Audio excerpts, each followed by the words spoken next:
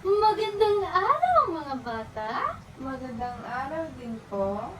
Bago natin simulan ng ating araw ngayon, tayo muna ay manalangin. Maaari ko bang tawagin si Sofia dito sa harapan para mag-lead sa ating prayer? Handa ka na ba? Opo. Okay. Ama namin, Ama namin, sumasalangit ka, sumasalangit ka, sambahin ang ngalan mo, sambahin ang ngalan mo, mapasa amin ang kaharian mo, mabasa amin ang kaharian mo, sundin ang loob mo, sundin ang loob mo, dito sa lupa, dito sa lupa, para nang sa langit. para nang sa langit. Bigyan mo kami ngayon Bigyan mo kami ngayon ng aming kakanin sa araw-araw ng aming kakanin sa araw-araw at patawarin mo at patawarin mo ang aming mga sala at aming mga sala para ng pagpapatawad namin sa mga nakasala sa amin. para ng pagpapatawad namin sa mga nakasala sa amin. At huwag mo kami ipahintulot sa tukso At huwag mo kaming ipahintulot sa tukso at iadya mo kami at iadya mo kami sa lahat ng nakasala sa amin. sa lahat ng nakasala sa amin. Amen. Amen. In the name of the Father, the Son, the Holy Spirit. Amen. Ngayon, may nagliban ba sa ating klase? Wala po. Okay, so ngayon, tayo magwawasto sa ating mga aralin. Maaari niyo bang kunin ang inyong mga assignment notebook? Okay. Okay, so bilang isa. A. Okay, dalawa. B. Pangatlo. D. Dog. At pang-apat, A. Okay, very good. Sino ba dito ang makakuha ng perfect? Siya po. Okay, very good. So ngayon, may ipapabasa ako sa inyo. Okay, simulan na natin. Ano ito? Aso. Wow! Very good! Okay, ito naman. Hospital. Wow! Very good! Alam niyo ba ang isang ospital? Opo. Wow! Ito'y naglalaman ng mga pasyente, doktor, at mga nurse. Okay. Pangatlo naman. Pasko. Wow! Very good! Ang Pasko ay pinagliliwang natin tuwing December 25. Wow! Very good! Ang babait talaga ng mga estudyante ko. Okay, ito naman. Binibining Riza Yu. Wow! Very good! At panghuli, Danao City. wow! Ang gagaling talaga! Okay, very good mga bata. Naalala niyo pa ba ang mga tinatalakay natin kahapon? Opo. Magbigay niya kayo ng 3 uri. Pandiwa. Pang-uri. Pang-abay. Wow! Very good! So ngayon mga bata, merong mga letrang nakatago sa inyong mga buwan at nais kong buuin ninyo ito. Okay, bibigyan ko kayo ng 5 minuto upang buuin ito. So ngayon, may mga letrang nakatago sa ilalim ng inyong mga buwan. Ngayon, nais kong buuin ninyo ito at buuin. Bibigyan ko kayo ng 5 minuto para ito'y buuin. Okay? Okay, tapos na ba? Opo. Okay, so ngayon, nais kong tawagin si Pia upang sabihin ang mga letrang nabubuo. Okay, so ano ang unang letrang nabubuo? Nanay. Ang pangalawa, Baboy. At ang pangatlo, Maria. okay, very good.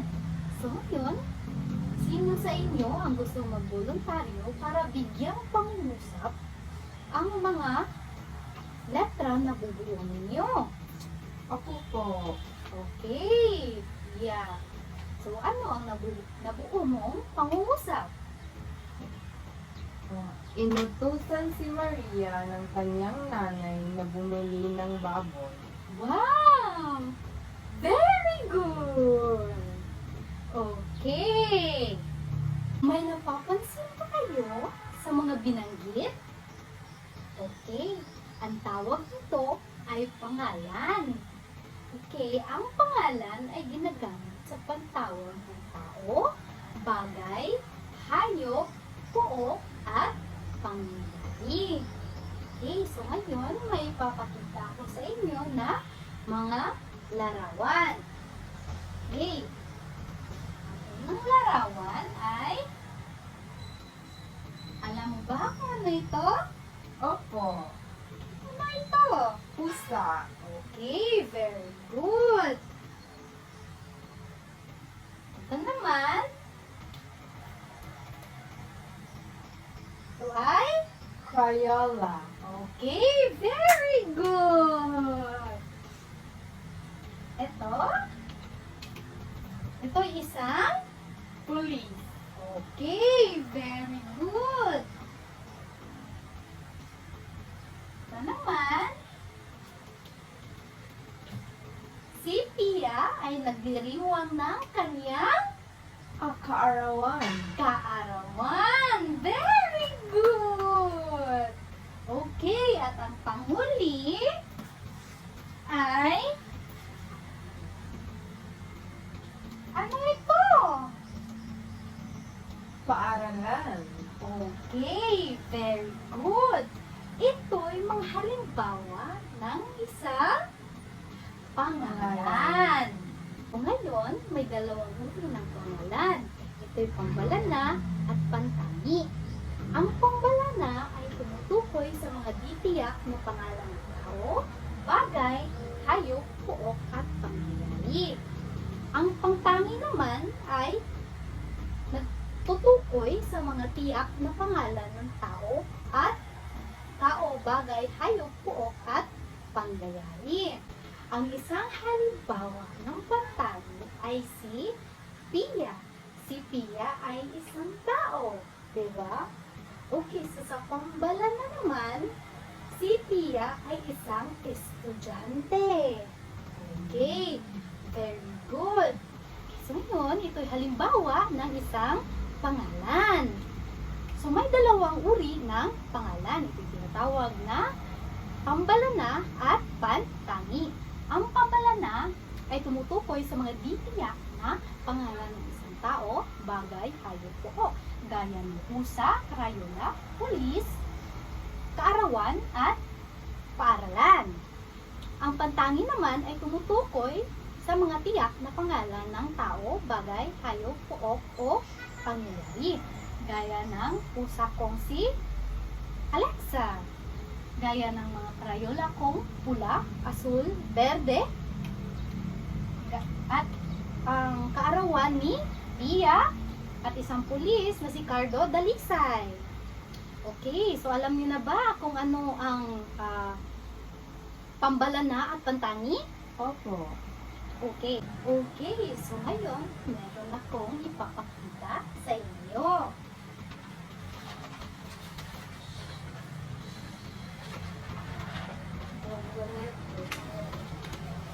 Abili ko po. Okay.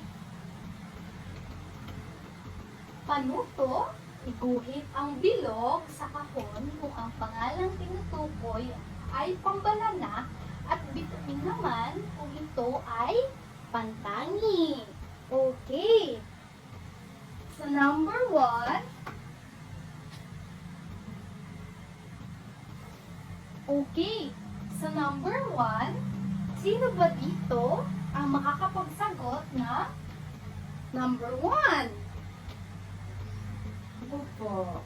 Okay, very good. Maaari mo ba itong sagutan?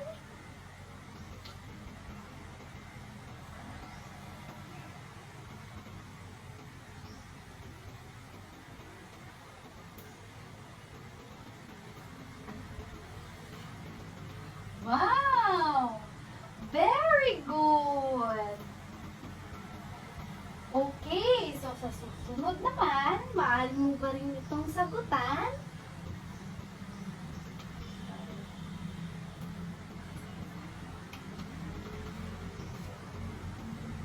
Okay, very good! Tatlong stars sa iyo! Okay, sa pangatlo naman,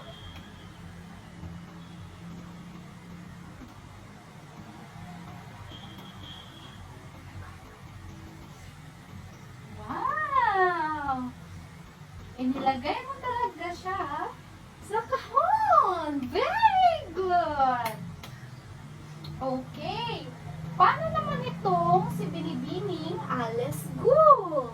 Ito ba isang pantani? O ito isang pambalana? Mari mo ba itong sagutan?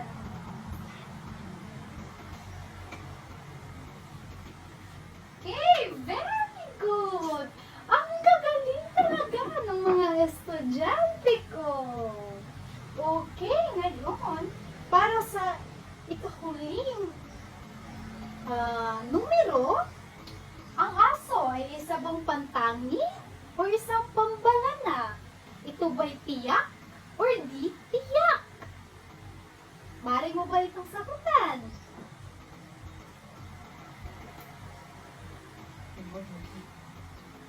Wow! Very good! Alam niyo na talaga lahat kung ano ang isang pangalan at ang dalawang uri nito. Ano nga yung mga dalawang uri nito? Pambalana at pantiyak. Okay, anyone? Ano nga ang dalawa nito? Ito isang pambalana at Pangtangi. yay! Very good! Okay, handa na pala kayo para sa ating susunod na gawain ngayon. Handa na ba kayo? Opo. Okay.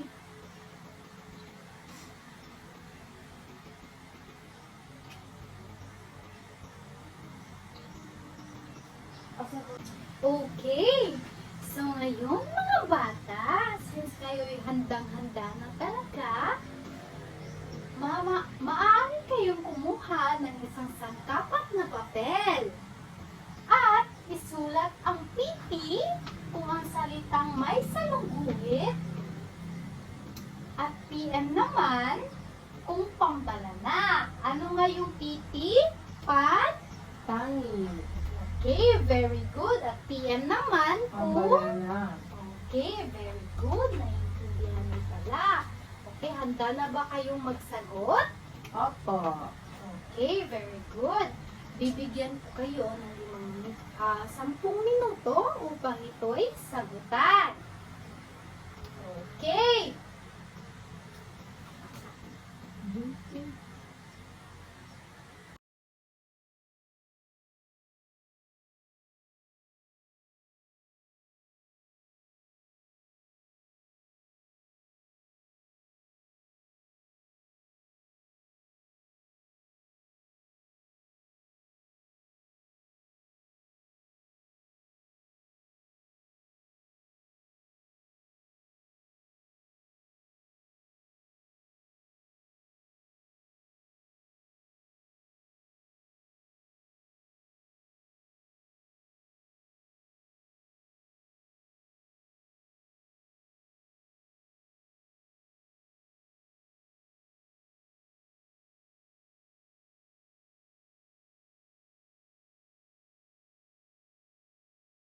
Okay. Kayo'y tapos na ba? Opo. Okay, very good. Ang gagaling talaga ng mga estudyante ko. Okay, ngayon tayo ay magwawasto at ibigay ninyo ang inyong sangkapat na papel sa inyong katabi. Okay, handa na ba kayo sa ating pagwawasto? Opo. Okay. Okay, so number 1, bumili kami ng radyo. So ano nga ba ito? Ito ba'y pantangi? O ito'y pambalana? Pambanana. Okay, very good. So, ang ilalagay natin dito ay P, And M. Okay. Very good. Pangalawa naman, ang ganda ng aso niyang si Aki. Si Aki ay isang uri ng pangalan na Tiyak. So, ito ay Pantangi. Pantangi. Okay. 1 point. Okay, number 3. Mayroon kaming kapitbahay na pulis. Ito'y isang hindi tiyak na pangalan. So, ano ito? Ito isang Pambalana. pambalana. Okay, number 4. Malapit na ang pista sa aming bayan. Okay, so ano ito? Ito isang Pambalana. pambalana. Pambalana. Number 5. Mamamasyal kami sa Mall of Asia bukas. Ito isang Pantangi. Pantangi. Very good. Sino ba dito ang nakakuha ng perfect score? Si Gerald po. Wow! Ang galing! Dadalhin ko si Gerald mamaya sa Jollibee dahil perfect siya. Very good! Isang palakpak naman para kay Gerald! Yay! Okay, magaling mga bata. So ngayon, maaari nyo nang kunin ang inyong mga takdang aralin. Okay, so bubupit kayo ng larawan o larawan sa magazine o dyaryo at kukuha kayo ng tig-iisang halimbawa ng pambalana at pantangi. At ito'y ididikit ninyo sa inyong mga takdang aralin. Okay, nakuha niyo ba? Opo. Okay, very good. At ang takdang aralin ito ay ito ipapasa ninyo bukas. Okay. Marami. Okay, so ngayon